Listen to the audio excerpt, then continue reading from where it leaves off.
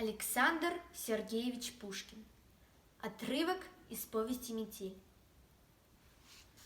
Приехав однажды на станцию, поздно вечером, я велел было поскорее закладывать лошадей, как вдруг поднялась ужасная метель, и смотрители, и имщики советовали мне переждать.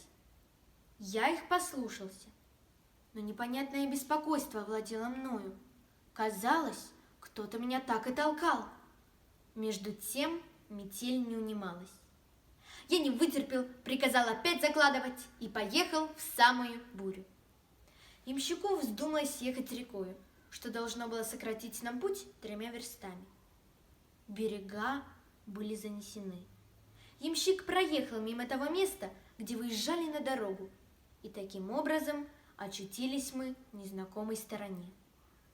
Буря не утихала. Я увидел огонек и велел ехать туда. Мы приехали в деревню. В деревянной церкви был огонь. Церковь была отворена. За оградой стояло несколько саней. По паперти ходили люди. «Сюда! Сюда!» – закричало несколько голосов. Я велел ямщику подъехать. «Помилуй, где ты замешкался?» – сказал мне кто-то.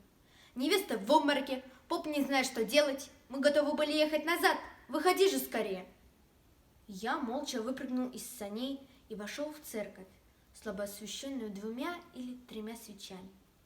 Девушка сидела на лавочке в темном углу церкви, другая терла ей виски. «Слава Богу!» — сказала эта. «На силу вы приехали! Чуть было вы барышню не уморили!» Старый священник подошел ко мне с вопросом. «Прикажете начинать?» «Начинайте, начинайте, батюшка», — отвечала я рассеянно. Девушку подняли. Она показалась мне недурна. Непонятная, непростительная ветреность. Я стал подле нее перед налоем. Священник торопился. 3 мужчин и горничная поддерживали невесту и заняты были только ею. Нас обвенчали. «Поцелуйтесь», — сказали нам.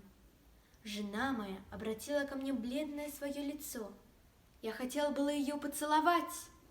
Она вскрикнула: «Ай, не он, не он!» и упала без памяти. Свидетели устремили на меня испуганные глаза.